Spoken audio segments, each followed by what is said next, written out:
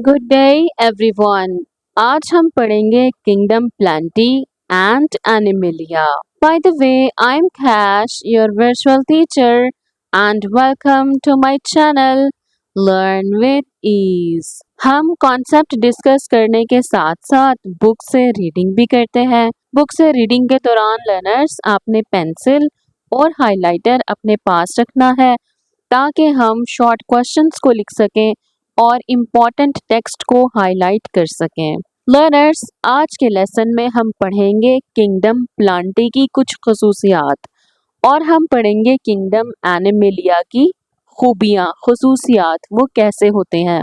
Are you ready? So let's get started. Kingdom Plantae. It includes plants which are eukaryotic multicellular organisms with cell walls made of cellulose. Kingdom Plantae में learners तमाम के तमाम plants मौजूद हैं, वो eukaryotes हैं।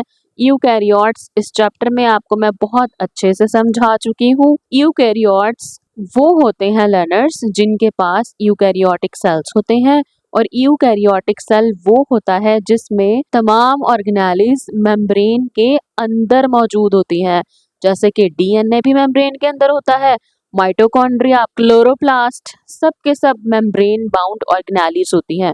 अभी organelles क्या है तो नेक्स्ट चैप्टर में जब हम सेल को डिटेल में पढ़ेंगे तो आपको बहुत अच्छे से समझ आ जाएगी सेल की ऑर्गेनेलिज क्या होती हैं। किंगडम प्लांटी में लर्नर्स तमाम ऑर्गेनिजम्स मल्टी सेलुलर होते हैं और इनकी सेल वॉल होती है जो कि बनी होती है सेलुलोज से। ये बात इम्पॉर्टेंट है, आप इसे हाईलाइट कर लें।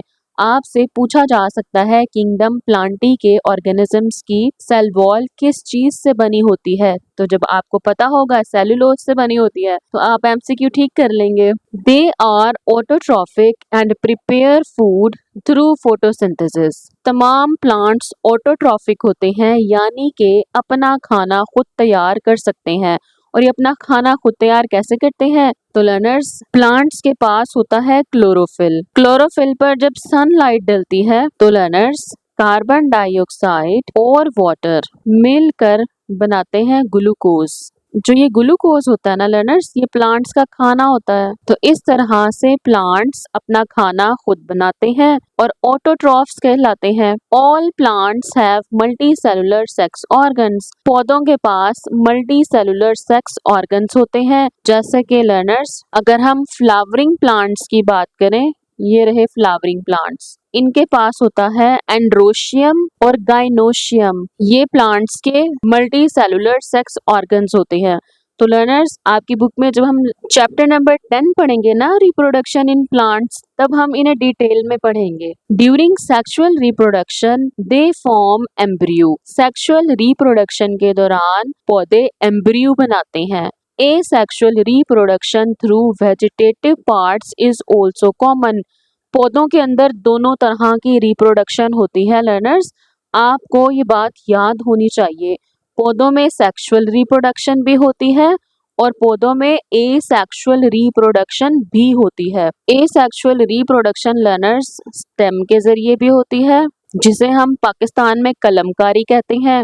बर्ड्स के जरिए भी होती है, जैसे लर्नर्स आलू के ऊपर बर्ड्स बने होते हैं तो क्या करते हैं, इस बर्ड को काटेंगे, यहाँ से काट के जमीन में बो देंगे। वो रिप्रोडक्शन का तरीकेकार जिसमें सेक्स ऑर्गन्स इन्वॉल्व नहीं होते उसे बोलेंगे एसेक्सुअल रिप्रोडक्शन, यानी कि स्टेम के जरिए, रूट्स के जरिए। Examples are mosses, ferns, conifers and flowering plants. तो लर्नर्स, जो पौधों की कुछ एग्जाम्पल्स दी गई हैं जैसे कि मोसेस, फर्न्स, कॉनीफर्न्स और फ्लावरिंग प्लांट्स। मोसेस और फर्न्स जो होते हैं लर्नर्स, ये नमी वाली जगहों पर उगना पसंद करते हैं।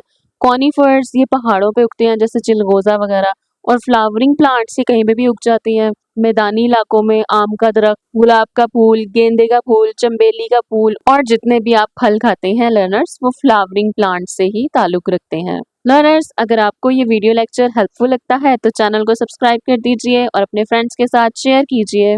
The next one is Kingdom Animalia. This kingdom includes animals. Kingdom Animalia में तमाम animals आपको मिलेंगे।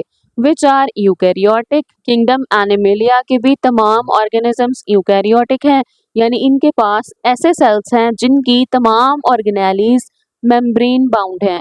ये तमाम के तमाम लर्नर्स मल्टी सेलुलर हैं, यानी एक से ज्यादा सेल्स पर मुश्तमिल हैं और हेट्रोट्रॉफिक है, यानी कि ये बेचारे भी अपना खाना खुद तैयार नहीं कर सकते, ये भी डिपेंड करेंगे या तो पौधों पर या दूसरे जानवरों को खाकर गुजारा करेंगे अपना। और लर्नर्स, आपको मजे की बात बताऊं, हम इंसान भी किंगडम एनिमेलिया से ही ताल्लुक रखते हैं। They develop from embryo. Kingdom Animalia के तमाम ऑर्गेनिजम्स एम्ब्रियो से डेवलप होते हैं।